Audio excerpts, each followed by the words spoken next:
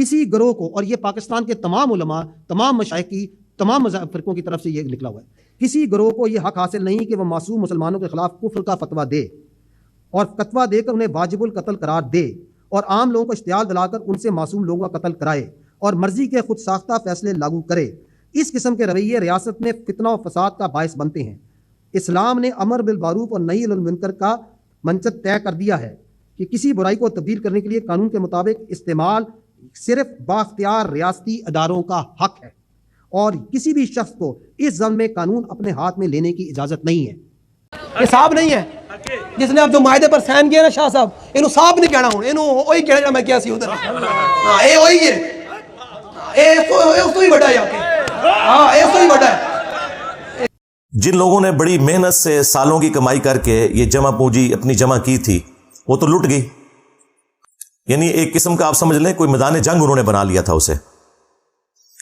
اور جو لوگ وہاں نعرے لگا رہے تھے لبیک یا رسول اللہ کے، تو یہ رسول اللہ صلی اللہ علیہ وآلہ وسلم کی تعلیمات کا مذاق اڑانے کے مترادف ہے۔ آپ صلی اللہ علیہ وآلہ وسلم کی تو ایسی کوئی تعلیمات نہیں ہے۔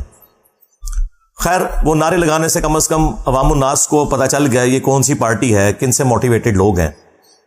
اور یہ حقیقت بات ہے کہ اس طرح کے جو مذہبی گنڈے ہیں انہوں نے پاکستان کو نہ صرف غیر مسلموں کے لیے بلکہ مسلمانوں کے لیے بھی جہنم بنا دیا ہے پریکٹیکلی۔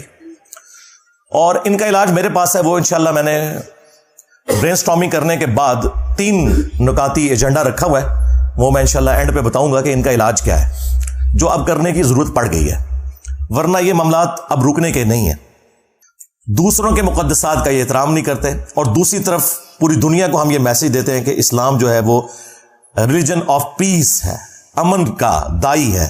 اسلام کا مطلب ہی سلامتی ہے، to acquire peace by submitting your will to Allah, اپنی رضا اپنے رب کے حوالے کر کے امن و سلامتی کا حصول اس دنیا میں بھی اور آخرت میں بھی، یہ اسلام کی ڈیفینیشن ہے۔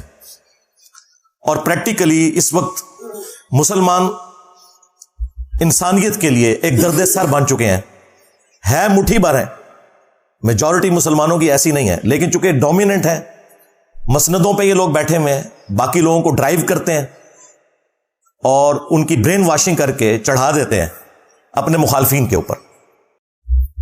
فیض آباد دھرنے کے اوپر جو قاضی فائز عیسیٰ نے فیصلہ تحریر کیا تھا ان دھرنوں کے بارے میں، ان مذہبی جنونی لوگوں کے بارے میں، خصوصاً اسی جماعت کے بارے میں جس کو اس وقت کی اسٹیبلشمنٹ نے اس وقت کی پولیٹیکل گورنمنٹ کو کمزور کرنے کے لیے یوز کیا،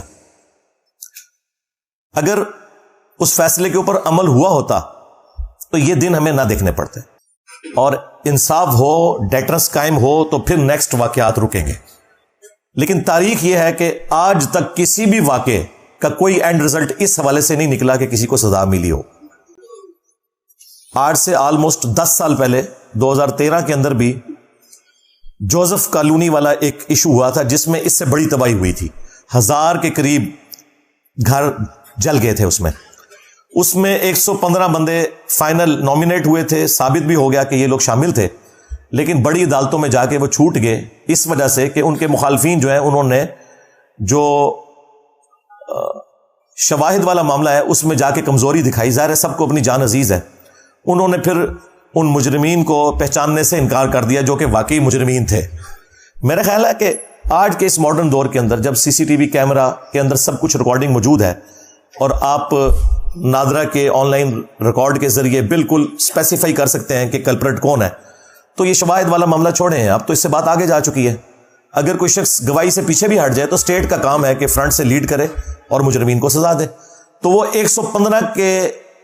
115 لوگ باعزت رہا ہو گئے، تو مجھے بتائیں جب وہ رہا ہوئے ہیں تو پھر دوبارہ جب ان کو موقع ملے گا تو دوبارہ وہ اپنی جنت پکی کروانے کے لیے اس قسم کی ایکٹیویٹی پرفارم کریں گے۔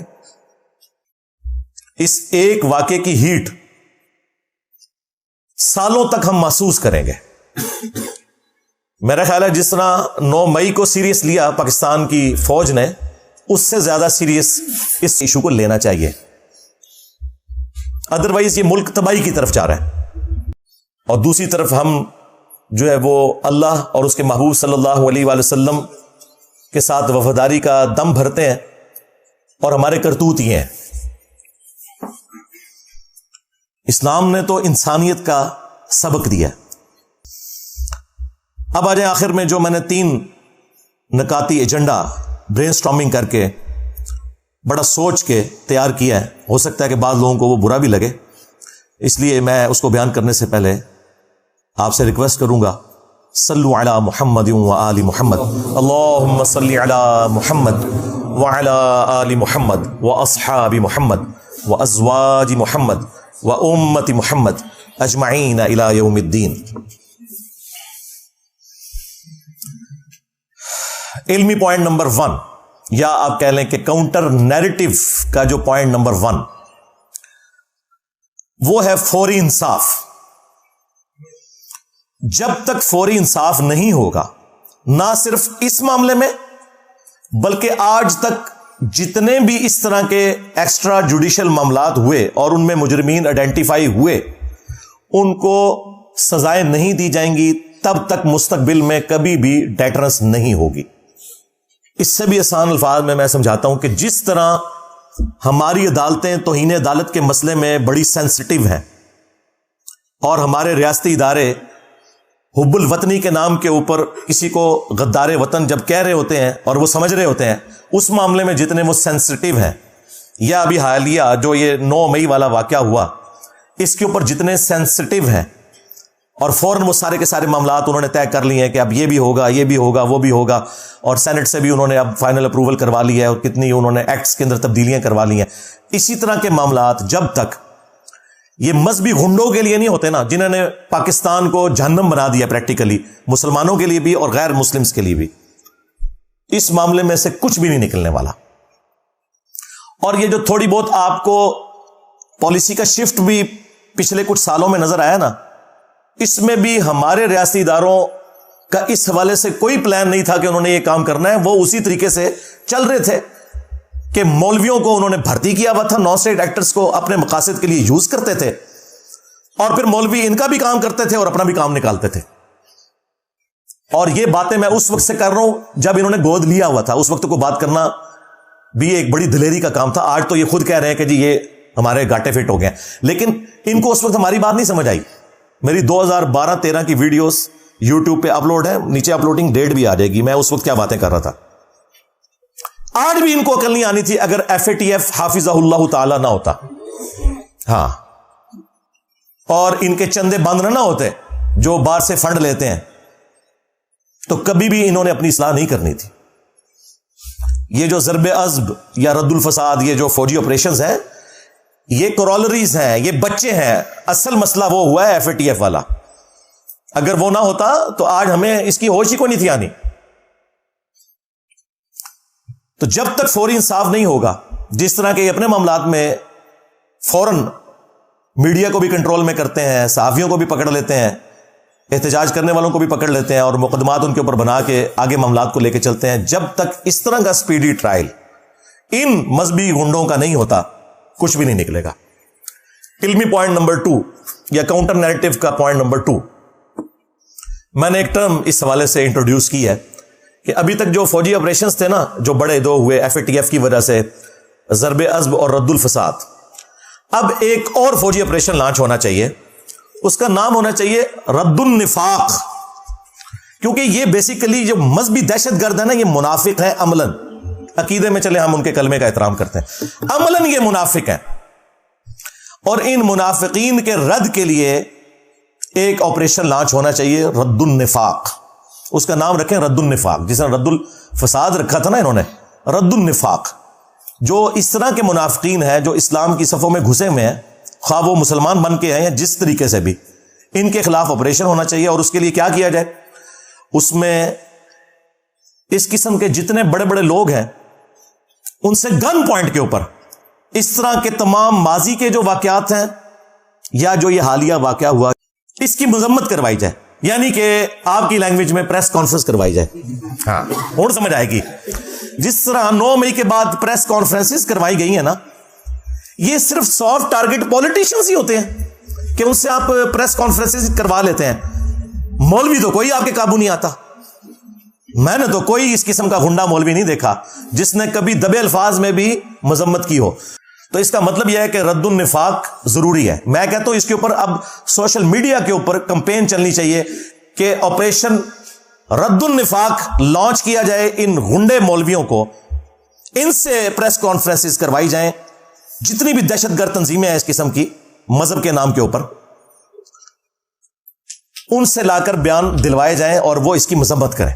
اور ساتھ ہی ساتھ جو شریف النفس قسم کے علماء ہیں جن کے ڈنگ نکلے ہوئے ہیں یا ہے ہی نہیں بیچاروں کے, ممی ڈیڈی قسم کے, جس طرح مولانا طارق جمیل صاحب,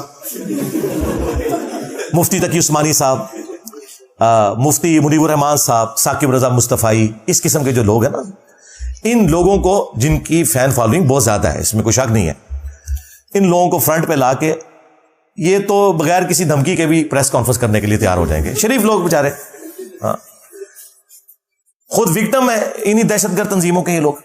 ان سے کم از کم ان سے تو بیانات دلوائے جائیں ان لوگوں کے خلاف جنہوں نے یہ ایکٹیویٹی پرفارم کی. یہ رد النفاق کا پہلا حصہ ہے جو میں بیان کر رہا ہوں. اور دوسرا حصہ جو ہے نا وہ علمی پوائنٹ نمبر 3 ہے, جو کاؤنٹر نیریٹو کا تیسرا پوائنٹ ہے. یہ بھی میں آج آن ایئر پہلی دفعہ, اس کے لیے میں نے ٹرم سوچی میں کیا ڈیوائز کروں. آپ کو پتا ہے کہ یورپ کی ترقی کے پیچھے جو سب سے بڑی ایکٹیویٹی ہے نا, وہ یہ کہ انہوں نے علماء کو, جو ان کے پادری تھے, مولوی جن کو آپ کہہ لیں, ان سے جان چھڑا لی اور انہیں ایک ویٹیکن سٹی بنا کے دے دیا کہ جو کچھ تم نے کرنا ہے نا یہاں کرو بیٹھ کے. جب سے یہ ویٹیکن سٹی بنا ہے نا کرسچنز کا, اس دن سے یورپ نے ترقی کا آغاز کیا اور آج وہ دنیا کو لیڈ کر رہے ہیں. جب تک یہ مولوی تھا عذاب الہی بنا ہوا تھا ان کے لیے. اس کا آغاز تو ہوا فرینچ ریولوشن سے 1789 میں. آپ ذرا فرینچ ریولوشن کی تاریخ پڑھیں تو آپ کو پتا چلے گا یہ جو اس وقت دنیا میں آپ ڈیموکریسی کی بہاریں دیکھ رہے ہیں نا, میں اس ڈیموکریسی کے اس حصے کو تو غلط سمجھتا ہوں جس میں حلال اور حرام کا فیصلہ کثرت رائے سے ہو, لیکن میں بات کر رہا ہوں اس ڈیموکریسی کی جس میں آپ حلال و حرام کا فیصلہ قرآن و سنت سے کرتے ہیں, اور جو حلال کے دائرے کے اندر چیزیں وہ آپ کثرت رائے سے کرتے ہیں. بہرحال یہ جو برکات آج آپ دیکھ رہے ہیں نا, اس کا آغاز فرینچ ریولوشن سے ہوا ہے. فرینچ ریولوشن جو آئی ہے اس نے پہلی دفعہ وہ آپ سمجھ لیں کلٹ توڑا. وہاں پہ بھی جو پادری تھے وہ کیا کرتے تھے, وہ چندے عوام سے بٹورتے تھے, کچھ شہنشاہ کو کھلاتے تھے اور کچھ اپنے چرچز کے اوپر اور اپنی ذات کے اوپر لگاتے تھے, اور یہ سلسلہ چل رہا تھا. پھر عوام کو وہاں ہوش آئی اور انہوں نے کہا کہ یار ان مولویوں سے جان چھڑاؤ, اور پھر ان ساروں کو پھانسیاں دی گئیں, حتیٰ کہ شہنشاہ بھی اور وہ بھی. اور یہ پہلا اس ماڈرن دور کے اندر جو پہلا آپ سمجھ لینا ایک مائل سٹون ہے وہ فرینچ ریولوشن ہے 1789. پھر اس کے بعد آہستہ آہستہ یہ چیز پھیلتی چلی گئی. پھر ہم نے دیکھا کہ رشین امپائر بھی ٹوٹ گئی, وہاں پہ بھی کمیونزم کا انقلاب آیا. ٹھیک ہے اس میں کچھ چیزیں کباتے تھیں لیکن اوورآل معاشرے کے لیے تو وہ اچھی چیز تھی. اور سلطنت عثمانیہ بھی ٹوٹی. ہمیں صرف پتا ہے سلطنت عثمانیہ ٹوٹی ہے, اور بھائی سلطنت عثمانیہ ان سب سلطنتوں میں چھوٹی تھی جو ٹوٹی ہے. گریٹ برٹن ٹوٹ گیا, جو انسانی تاریخ میں سب سے بڑی حکومت جہاں سورج غروب نہیں ہوتا تھا. اتنی بڑی حکومت تو کبھی بھی کسی نے نہیں کی ہے, نہ منگولوں نے کی نہ مسلمانوں نے کی جو گریٹ برٹن کی تھی. یعنی پورا سب کانٹیننٹ ان کے پاس تھا, اندازہ کریں. اور ادھر سے آسٹریلیا اور وہ سارے علاقے اور پھر افریقہ تک ان کی حکومت وہ بھی ٹوٹ گئی. جرمنی کی حکومت بھی ٹوٹی. یہ ساری کی ساری امپائرز ٹوٹنا شروع ہوئی, لیکن آغاز ہوا فرینچ ریولوشن سے. اور اس کو اگر آپ سٹڈی کریں گے تو آپ کو پتا چلے گا وہاں بھی مسئلہ مولوی تھا.